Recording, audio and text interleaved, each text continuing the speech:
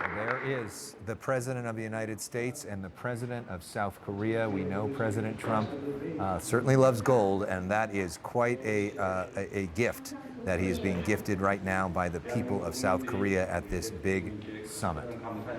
Quite an interesting moment. We are going to continue awarding you with this medal with their deep appreciation. Thank you very much. It's a great honor, and we're going to keep it very good. Korea is very, very special.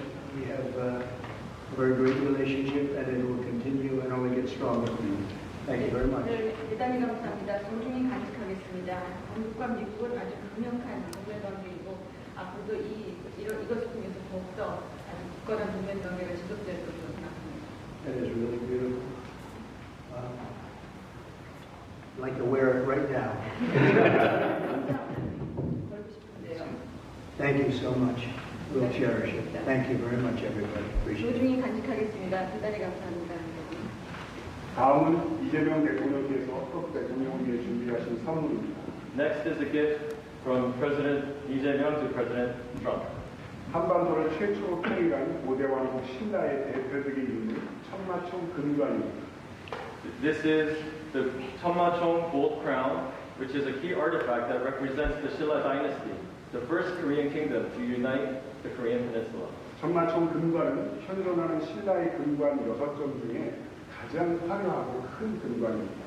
This gold crown is the largest and most extravagant of the 6 existing gold crowns from the Silla period. 천마총 금관은 하늘의 권위, 지상의 통치를 연결하는 신성함, 그리고 지도자의 강력한 리더십과 권위를 상징합니다. The Cheonmachong gold crown symbolizes the divine connection between the authority of the heavens and sovereignty on earth, as well as the strong leadership and authority of a leader. 경주를 국빈으로 찾으신 우리 트럼프 대통령님께 한반도에 처음으로 평화를 가져온 신라의 정신과 함께 한미 동맹의 황금기를 상징하는 이 금관을 선물로 준비하였습니다. We present this gold crown to you on this joyous occasion of your state visit to Gyeongju, because it symbolizes the spirit of Silla, which brought peace to the Korean peninsula for the first time, and the opening of the golden age of the Korea-U.S. alliance. Very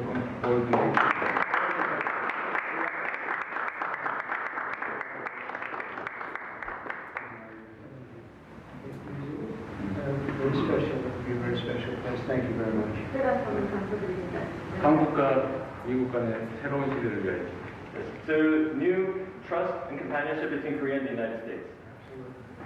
Thank you very much, everybody. I appreciate it. Thank you very much. 여러분 대단히 감사합니다. The US president is in South Korea right now, meeting with President Lee Jae-myung. Donald Trump was presented with one of the country's highest honours, usually reserved for South Korean presidents. He also received a lavish gift, a replica of an ancient crown. President Trump addressed leaders at the APEC CEO summit earlier, noting he'd made, quote, groundbreaking agreements while visiting Malaysia and Japan.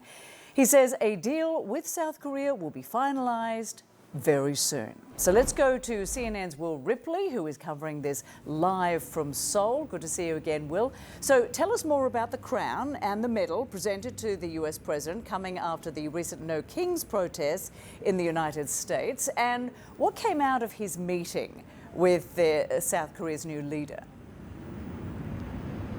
Yes, President Trump has now been bestowed with the Grand Order of Mugunghwa, which is the highest honor that can be awarded here in South Korea. And then, of course, how can you miss that enormous gold-plated crown worn by the Silla kings of Korea in the 5th and 6th centuries, adorned with things like trees and deer and birds, all symbols of sacred authority and divine rule. And now President Trump has it. And this is a picture that's worth 1,000 words in how countries in this region, and really many around the world, are learning how to deal with the U.S. president, who loves to be flattered, loves to be praised, loves gold. You got all of that here in South Korea today.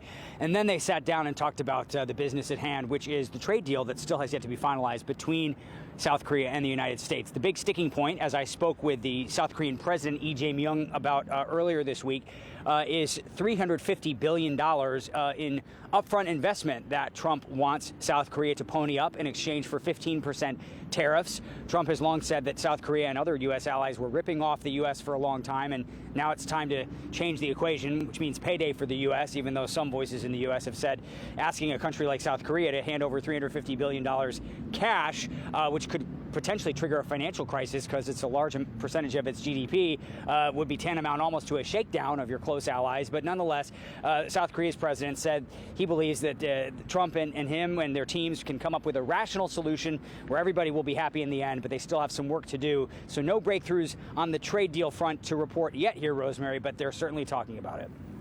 And will North Korea test launched cruise missiles off its western coast on Tuesday? That's according to state media, a day before President Trump was set to begin his visit to South Korea. What are you learning about that? And of course, this earlier chatter about a possible meeting between the two leaders. Yeah, North Korea is well within its right to test cruise missiles. They test them a lot. Unlike ballistic missile launches, cruise missiles are not a violation of international sanctions. And so North Korea tested missiles off of its new warships that they built. And incidentally, the United States was launching rockets in Japan on the same day that President Trump was there.